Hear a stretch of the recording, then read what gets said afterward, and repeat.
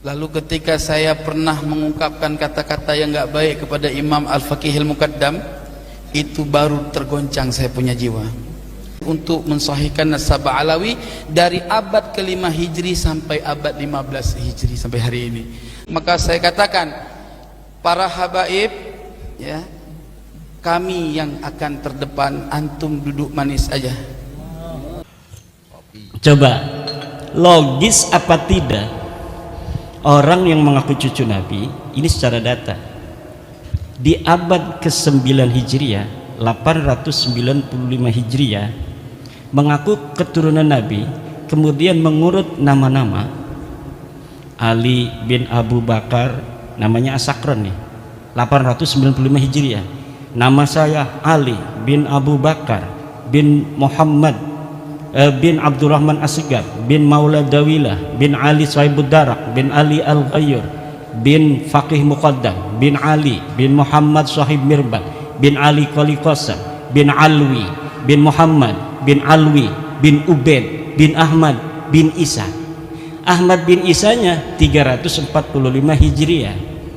Sementara di abad-abad itu sudah banyak kitab nasab. Di abad keempat katanya Alwi ini hidup 400 Hijriah, berarti abad kelima. Di abad kelima sudah ada kitab Tahdhibul Ansab karya Al-Ubaidili 435 Hijriah. Tidak ada di sana mengatakan Alwi ini adalah cucu daripada Ahmad bin Isa. Ahmad bin Isanya disebutkan dia punya anak, kemudian keturunan sampai beberapa keturunan, tapi tidak menyebutkan Alwi ini, buyutnya Rizik Syihab itu, sebagai keturunan baginda Nabi besar Muhammad.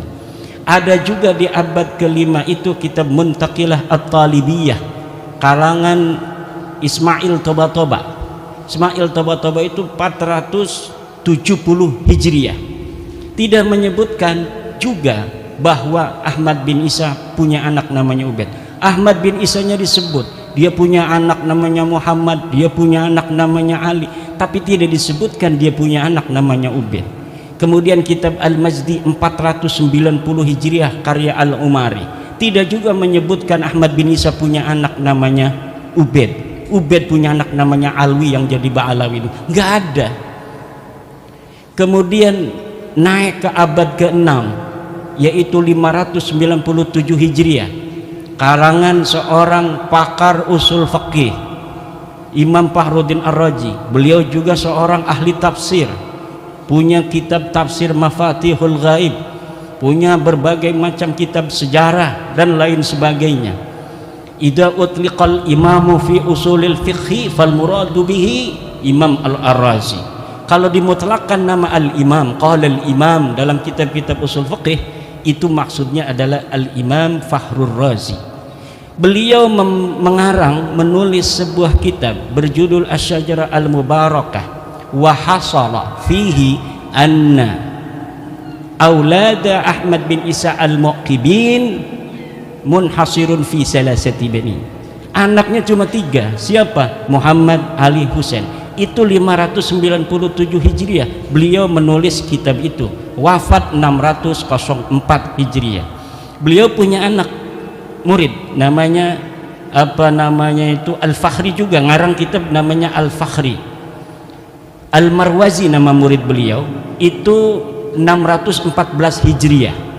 Di situ juga disebutkan nama Ahmad bin Isa, dan tidak disebutkan Ahmad bin Isa ini punya anak namanya Ubaid, punya cucu namanya Alwi. Tidak ada, mereka tidak disebut keturunan Nabi pada 614 Hijriah. Kemudian ada kitab Al-Asili 700 Hijriah. Kemudian ada kitab As-Sabatul Musan 787 Hijriah. Kemudian ada kitab Umdatul Talib As-Sugra 828. Ada kitab Umdatul Talib As-Sugra karya orang yang sama, Ibnu Ainabah 828 Hijriah. Sampai abad ke-8, abad 9 awal ini tidak ada orang yang menyebutkan ahli nasab itu bahwa Ba'alawi keturunan baginda Nabi besar Muhammad SAW. Padahal mereka sudah ada itu di abad 9 itu, mereka sudah mulai mengaku sebagai turun Nabi. Ali bin Abu Bakar As-Sakran ini sudah mengaku keturunan Nabi di abad 9. Tapi orang-orang Yamannya saja itu tidak ada yang mencatat mereka sebagai keturunan Nabi di abad 9 itu. Maka saya sebutkan ada 550 tahun kosongnya riwayat antara pengakuan dan orang yang diaku. Orang yang diaku 345 Hijriah, mereka mengaku 895 Hijriah. Hitung pakai kalkulator 550 tahun. Itu kalau kita mau kasihan. Itu versi kasihan itu 550 tahun itu. Versi yang tidak kasihan dalam ilmu nasab itu, dalam ilmu nasab, sebuah kitab sejarah la yuqaddamu bihalin ala ma yusbituhun nasabun. Ilmu sejarah, sejarawan tidak bisa didahulukan dari apa yang telah ditetapkan oleh ahli nasab. Sedangkan ahli as-Sakran ini ngarangnya kitab sejarah tasawuf dan amalannya. Maka walaupun ada susunan dia menyebutkan nama sampai Ahmad bin Isa, itu sebenarnya dalam ilmu nasab tidak dianggap sama sekali. Adanya nama mereka itu muncul dalam kitab nasab, dalam kitab Tuhfatut Talib 996 Hijriyah. Itu kalau dihitung 651 tahun. Cuma dalam kitab Tuhfatut Talib yang menyebut nama-nama mereka itu, Alwi sudah ada di situ tuh. Karena kan mengakunya 895 Hijriyah. Kemudian 996 Hijriah ada masuk nama dia. Masuknya apakah berdasarkan maraji? Tidak. Orang yang mengarang kitab itu Tuhfatut Talib namanya As-Samarqandi mengatakan, saya melihat fi ba'dit ta'aliq, dalam sebagian kertas-kertas ta'liq. Jadi bukan berdasarkan maraji dari kitab-kitab, tetapi berdasarkan apa yang dia temukan dari kertas yang ada di pinggir jalan. Dia nemuin aja, wah ada nih bin, masukin aja supaya kitab saya agak banyak lah. Itu hanya begitu saja. Di dalam ilmu nasab, ida urifal wadi'u intafal istidlal. Apabila ditemukan dan diketahui pemalsunya, maka istidlal itu hilang. Nah, kitab Tuhfatut Talib ini tidak bisa untuk dijadikan referensi.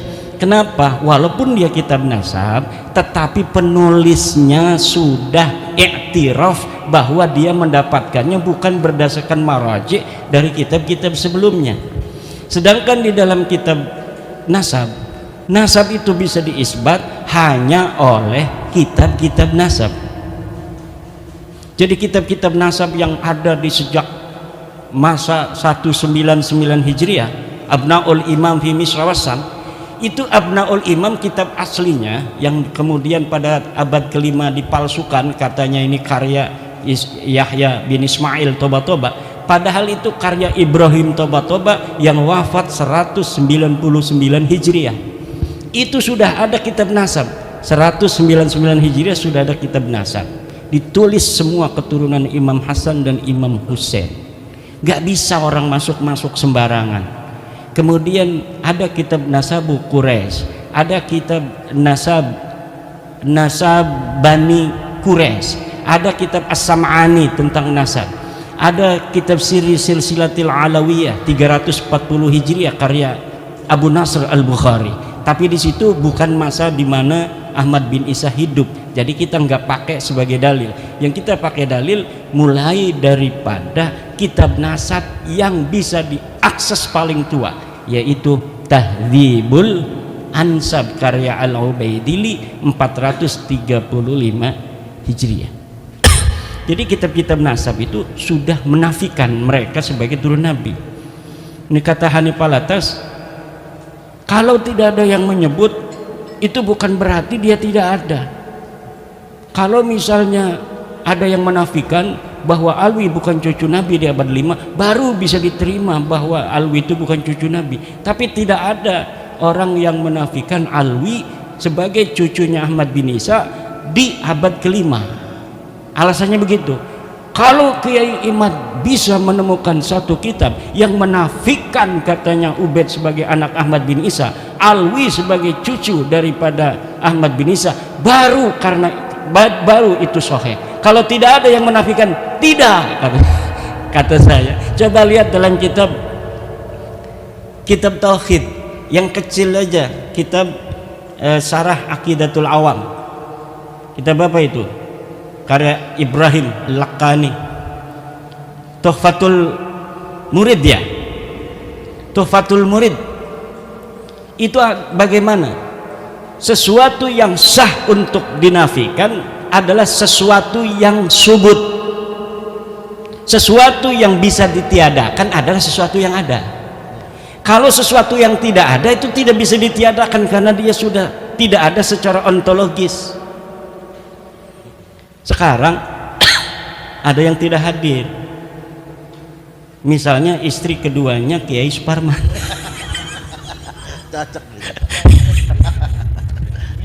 Istrinya ada, makanya saya candain.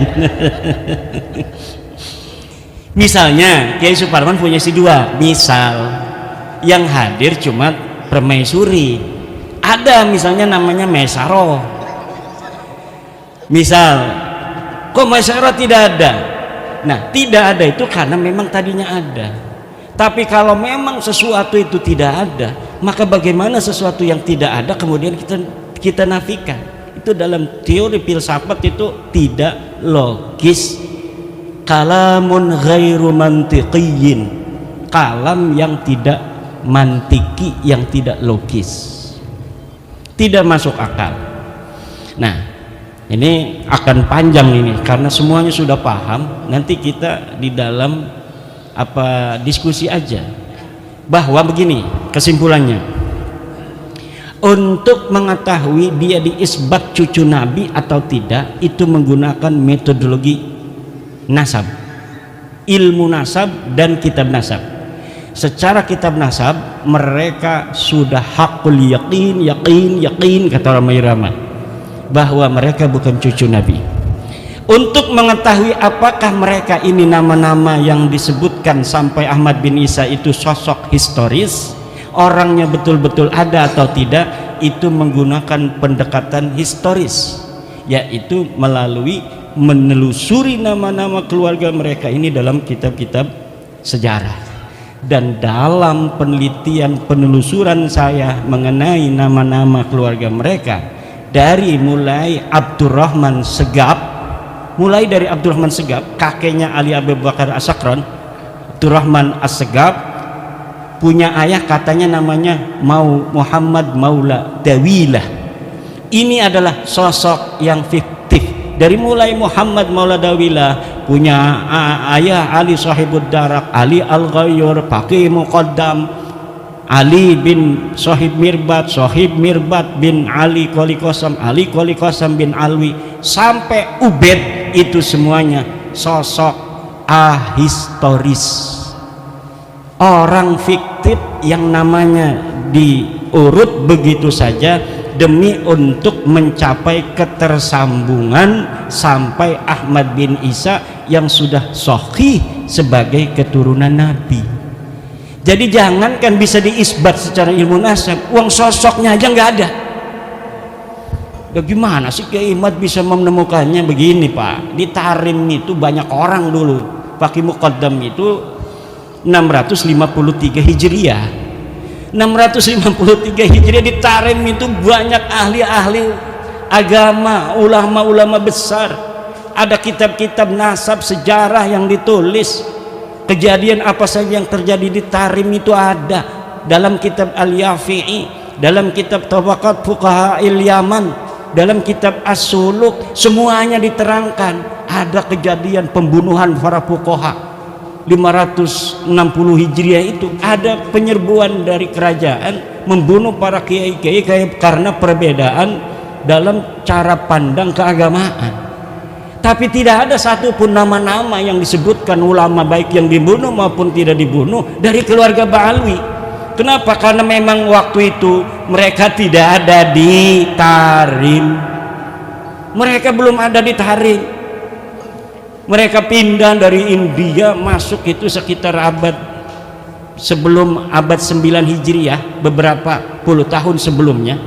Kemudian menyusun sebuah kekuatan di situ, kesejarahan, palsuin semua ulama-ulama di sana. Direbut nasabnya orang, kemudian yang direbutnya itu diingkirodkan. Ini mereka kan nyantol ke Abil Jadid, ulama Hadramaut, Syarif Abul Jadid.